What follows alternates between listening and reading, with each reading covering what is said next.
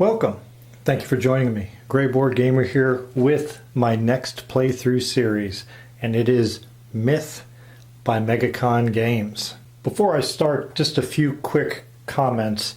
I'm working with a new video editing program, so you may see some things that are a little different or changed up in the way that I do things. If there's anything that you like, let me know. If there's anything you don't like, let me know that too, please. I've played through multiple story quests and quests along the way to build these characters up, some that we're going to use, and these are the three characters that were selected in the voting by you to determine which characters I was going to use for this playthrough.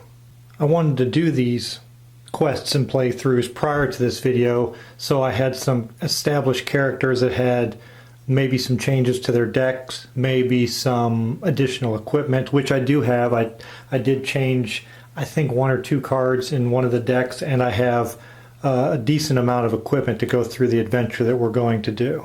The rule set that I'll be using is the Game Rules 2.0 book that I had printed up. So these are the rules that I'm following as far as anything that occurs in the game. And there's a lot of rules and there's a lot of moving parts during the game, so there's a good possibility that I'll make some mistakes. Again, point those out and let me know, so as we continue through the playthrough, I can correct them and going forward do it the correct way. I'm going to be using some user-generated content from BoardGameGeek to help me deal with the flow of the game better. And one of the things I had problems with when I was doing my various playthroughs was remembering movement. I couldn't remember later on in the hero phase if I had moved at all, if I was stationary, and this matters when you're playing your cards, because you can only play cards according to how much you have or have not moved.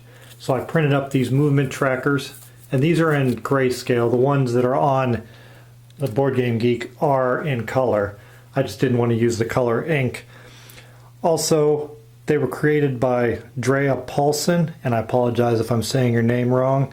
And the BoardGameGeek username for Drea is Iron Python. Another item to help me keep the flow of the game straight so I don't have to flip back and forth through the rulebook are these Myth 2.0 reference sheet version 2.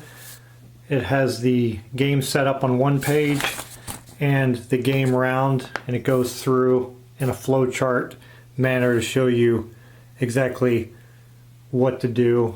And this is really nice to keep me from going back and forth to the rulebook over and over again looking for what comes next. You do get the flow of the game the more you play it, but since there's a lot of different things going on, it's easy to forget, so I glance at this quite a bit. And this was created by Arne. It's spelled A-R-N-E. It's either Arne or Arnie, I'm not sure. Again, I apologize. Hoffman. And the BoardGameGeek name for Arne is H. Rune. If you're interested in using either of these items or just want to check them out, there's a lot of resources on BoardGameGeek. I will put the links for both the reference sheet and the movement tracker in the video description below. The story quest that I'm choosing to take these characters through will be coming from the Myth Kickstarter exclusive Story Quests book, and the one I have chosen is The Foundations of the World. It is a 3-act story quest. This first series of videos that we're doing now is going to be about Act 1, so we're going to go through this first act in this series of videos, and then Act 2 and Act 3 in later series to follow through. This particular story quest is quite difficult. I have not played through it yet, but the end of it, the boss that comes at the end, and a lot of the creatures in it are quite difficult. I do have some decent items for my characters. I'm not sure if it's going to be too much for them to handle, but I don't want to do just a basic quest, so I'll do my best to work my way through it. I'm sure I can probably get through the first act or two. It's probably the third act that's going to be the biggest challenge, but we'll do the best we can, and I want to present you with something that maybe there aren't that many playthroughs of out there, and using some of the more diverse monsters instead of just using grubbers and crawlers. We'll be using a lot of the the undead and the elemental creatures and things like that to make it a little more interesting. Without further rambling by me, we'll go ahead and start the setup and go through it step by step. I'm going to go through it according to the setup directions in the rulebook. That way, if you want to follow along or if you want to set your own game up, I'm going to go in the same order that the rulebook goes by. That way you can refer to it if you need to. The first step in the setup is preparing and setting up the darkness board. First thing you want to do is grab one of these threat tokens. You're going to place it right next to the first spot on the AP tracker, the action points. And you're just going to place it off to the left here because right now it's at 0. Once the game starts, it'll start moving its way from left to right. Now we're going to create the darkness deck, and each of the bosses has their own deck. This one is for Aya, the foundation. You can see the name is at the top of each of the cards. So these darkness cards will get shuffled and placed here on the draw pile. Then it tells you to place the monster cards, which are all these cards that detail the different monsters in the game, give you their stats and their attacks and their priorities. These you're just going to put off to the side to have them handy to use whenever you need them, along with the miniatures. I'm not going to do as the rulebook suggests and place them near the darkness board because there are a lot of miniatures and I have them off to the side so I can grab them as I need them between shots. Then it has you gather the treasure tokens, these little treasure chest tokens, and place them near the board, near the darkness board, near the treasure section here, and we'll add those later in a future step coming up. Then you'll grab the trap deck, and these are 2.0 versions. There was no trap deck in the first version. They were just in the rulebook and you rolled to see what trap came up, and these are ones that I printed. That's why they have no back on them.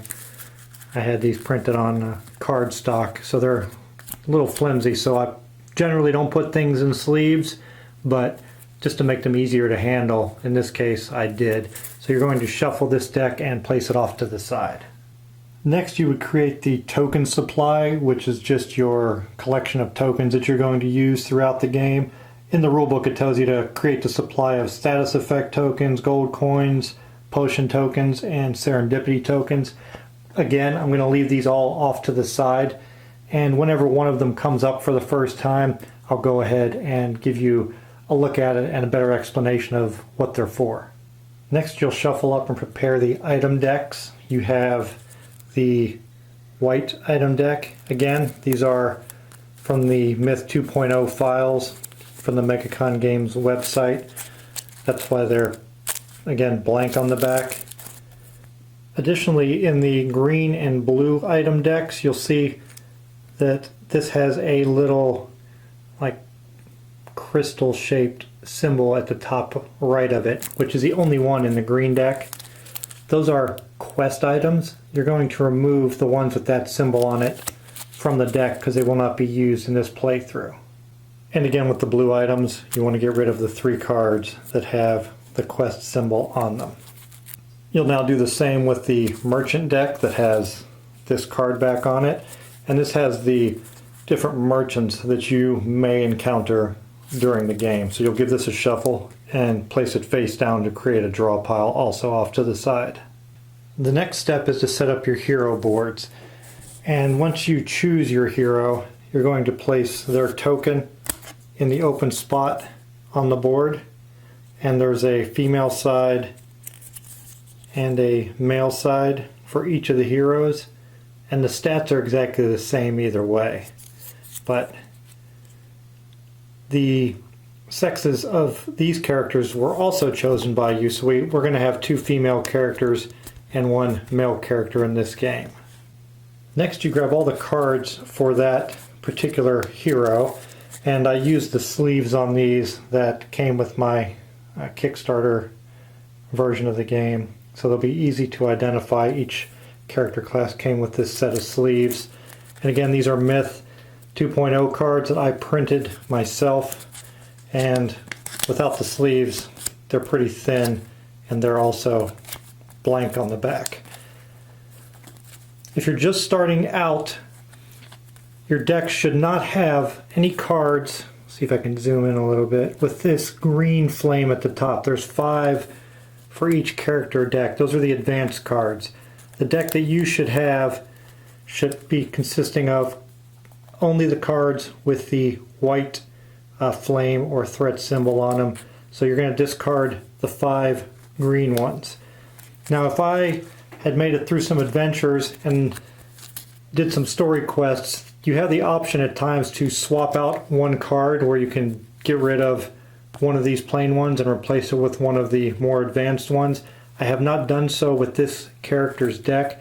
So the soldier has all the basic cards in her deck, and the reason I did that will be more evident later on, but it was the option that I chose so I could have more items carried over from my adventures.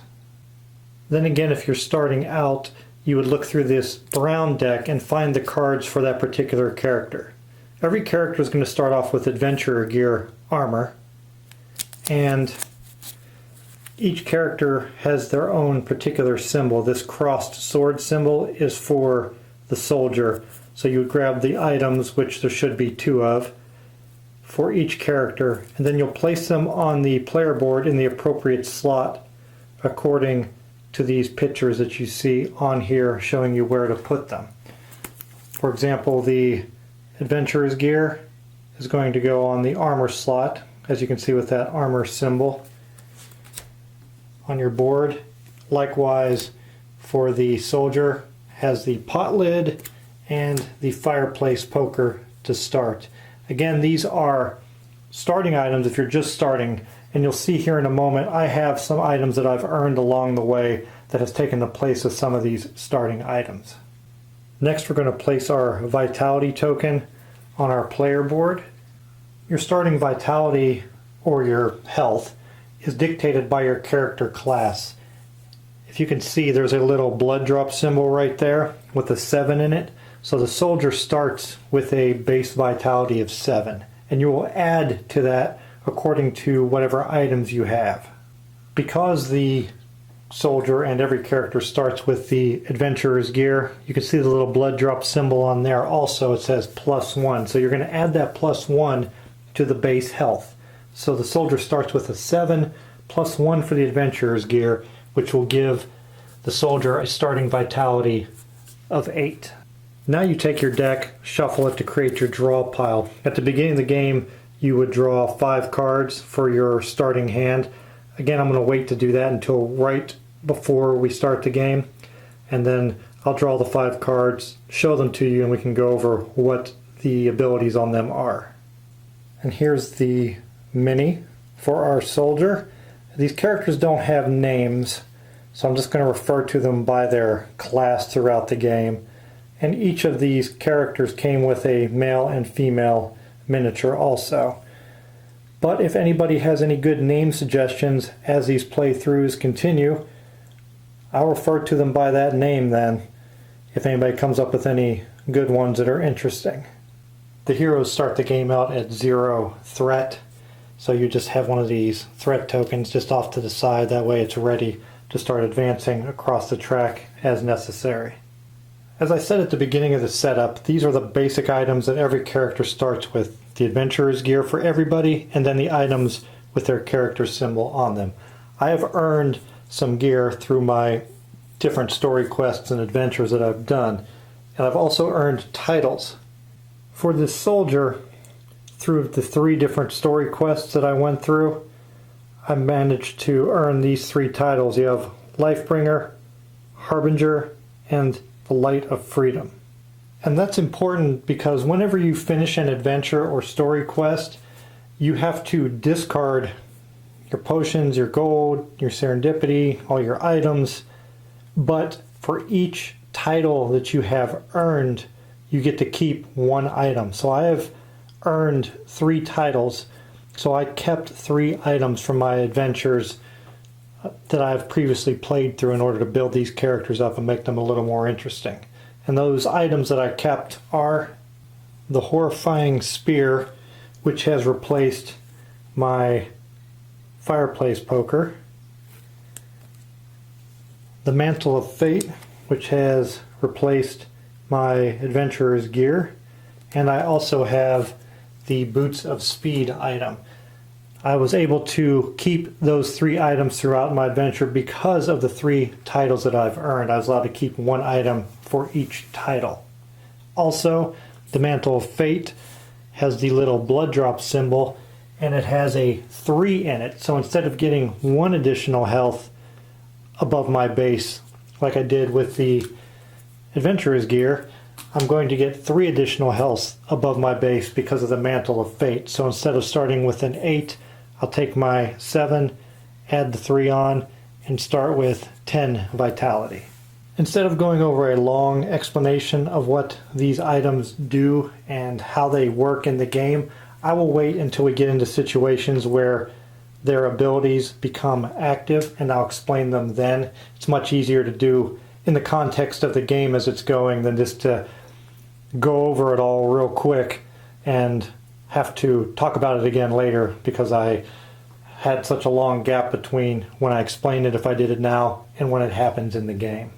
Additionally, along with those titles that you earn, you're allowed to choose one of them at the beginning of the venture to become active and be active throughout the playthrough. For this playthrough, for the soldier, I'm going to choose the Harbinger, and you'll place that on the character token. You'll place your chosen title on this round spot, this little round blank circle, and you can see which title is active throughout the game. And like I said, I've chosen Harbinger, and that means that whenever enemy minions want to attack this particular character with the Harbinger active, they have to pass a courage test before they can attack the character. And that is a really great advantage, especially seeing that I'm going into a story quest that has more advanced monsters that are going to be much more difficult. So having this ability, which I'll probably place on all 3 of my characters, I'm not going to go through the whole setup for each character. You have the basic idea from the soldier, but I'll show you the other characters real quick. Next we have our Acolyte. That's the second character that you chose, and you chose to have the male version of the Acolyte, and here is his miniature that'll represent him in the game. Also, the Harbinger ability is active.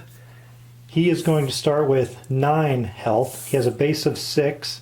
His adventurer's gear gives him 1, and the helm here, the Solace, gives him an additional 2 health, which brings his base from 6 to a 9. The Acolyte has earned 2 titles.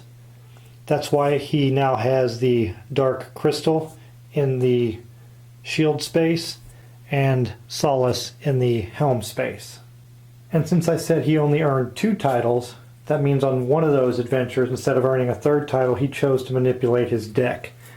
And in that case, I swapped out one of the cards for the more advanced cards, so now he has the Dirge of Twilight in his deck. And lastly, the 3rd character that was selected by you was the Apprentice, and she is also going to have the Harbinger ability active. She has earned 2 titles, which means she has manipulated her deck by 1 card. And here is her mini. So now you know what's representing her. And the card that was added, the advanced card for her, is Riftwalk. So Riftwalk is now in her deck. And as far as items go, the 2 that I have chosen to keep throughout my adventures, in the shield spot, she now has Demon's Bane, and here on the accessory, she has the ring of, I think it's Neria. It's hard for me to see at this distance. Sorry to stick my arm in front of the camera. Yes, Ring of Neria in the place of her accessory slot. And the Apprentice has a base of 5 health. She only has Adventurer's gear that bring it up by 1, so she will start with 6 vitality. Next we would create our treasure bag, and There are cardboard tokens to represent these, but I have the metal ones that came with my pledge. And normally you're going to see 30 of these bronze or white ones, which is the same color as the card. The token is white if it's cardboard, and 15 of these silver ones or green if it's the token in your bag to start. So 30 of the white or bronze and 15 of the silver or green. As you do your adventures and story quests, you have the rewards of pulling these lesser ones out and adding what you see are these gold ones in, which would be represented by the blue cards. And that's how I've been able to earn the items. The blue and green cards that you see were because I was able to draw those tokens, and you can see there's not very many, just a few of the blue ones in there now. All of these are placed into this little bag and just randomly mixed up. And during the adventure, when you have to draw a treasure token because you pick up a treasure, this is the bag we would draw it from to see if we found a white, green, or blue item. Now that the treasure bag is completed, next we would normally create a quest deck. Since we're doing a story quest, we don't have to use a quest deck because the tiles and the situations that we're going to encounter are laid out in the story quest itself. And it also says next you would choose a realm tile. Well, this realm tile is where we're going to start because it is called out to be our first tile by the story quest itself. The foundations of the world, we're going to be doing Act 1, a mountain moves, and you can see this little tile right here, I have it vertical like that instead of horizontal, is the tile that we see right here. And we're going to set that up. As we leave the tile, we will progress on to the additional tiles that are in the rule book here. So we're going to work our way starting here, move to the different tiles to get to the resolution at the end of our act, completing tasks and things along the way that we have to in order to meet the requirements laid out in Act 1, A Mountain Moves. The next thing you would do is you'd populate your realm tile according to the guidelines here and anything that the story quest calls out. If you're not doing a story quest, then you just populate the realm tile according to this, or if you had a quest deck card that told you to add anything in particular to the tile. The symbols on this tile, you populate them from left to right. First we have this monster face symbol, which represents the hunting pack. And you can see that there's a question mark inside that gray circle. That means it's up to us whether or not we want to have one or multiple hunting packs on this tile. Next, we have the trap icon, which means there's going to be a trap on this tile. And then finally on here we have the treasure limit, which is that chest symbol there, and the treasure limit is a 4. And I'll explain what each of these is and how they work. All of the spaces on this tile are able to be moved into except for a couple. You see this one has a red line around it, same with this one here. There are no other restrictions on this particular tile. That red line means that this square blocks line of sight and you cannot move into it. There'll be other colors and other designations on other tiles that we're going to encounter throughout the game, and I'll explain those as we come across them. We're going to be starting from this top edge here before we populate the realm tile. So our players are going to enter from the top. So there are 3 squares and we have 3 players. So I'm going to place my apprentice on this outside corner, and then I'll have the acolyte and the soldier right beside her. So those are the spaces that our characters are going to start in. Now we can populate the realm tile starting with our hunting pack symbol. And I'm going to go ahead and put a hunting pack on the board to make it a little more interesting here in the beginning. I'm going to have our characters encounter a hunting pack of undead. It'll be a total of 5 of them. These are the 3 different models you'll see on the board of minis. We have this one with a sword, this one with just big nasty looking hands and claws, and then this one, you can see it's holding a bow over its head and has an arrow stuck in its head also. So these two are both melee type. This one here is going to be ranged. So when you see the one with the bow over its head, that's going to be a ranged undead. When you're placing a hunting pack, the first one that you place down should be on a purple space. We don't have any of the purple highlighted area on this particular tile, and in that case, when you have a hunting pack and there's no purple space, they have to start a minimum of 4 spaces away from the players. So we'll go ahead and place one right there, 4 spaces away, and then the additional members of the hunting pack will go adjacent to the first member. So in any of those spots around the initial member of our hunting pack. The members of our undead hunting pack are now on the board. Our 3 melee fighters in the front with the 2 ranged undead in the back. Here's the card for our undead, the shamblers, that shows all of their different stats, their types of attack, the special, and the priority, and any of the spawns that occur. This we're not going to have to worry about because there's no lair with this hunting pack, so we're not going to have any more spawning. But all of these icons and symbols, I will explain exactly what they mean when it's relevant for the time.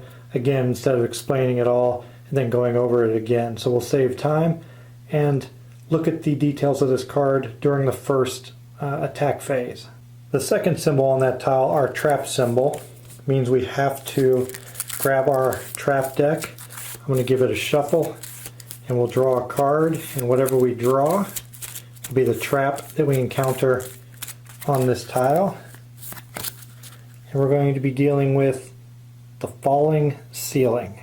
I'm going to choose to pick a different trap because falling ceiling does not thematically make enough sense for this story, considering we're starting outside on a dirt road. So I'm going to go ahead and put that back in. If I draw it again, well, we'll just draw it again and shuffle it back up. Oops, almost dropped them. And this time we're going to be dealing with poison darts. Here's the little mini for our poison dart pillar. It says to set it up, we're going to place the poison dart token, or in this case the mini, at least 4 squares away from the heroes and place 5 minions surrounding the poison dart token. As you can see, 5 minions go around it. So I made an on-the-fly change to my setup because the poison dart trap has to be at least 4 squares away from the heroes and be surrounded by 5 minions.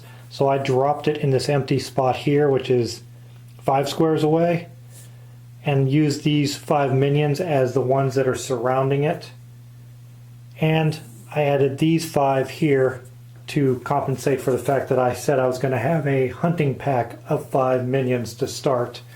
So we have our hunting pack and the 5 that are required to go around our poison dart trap.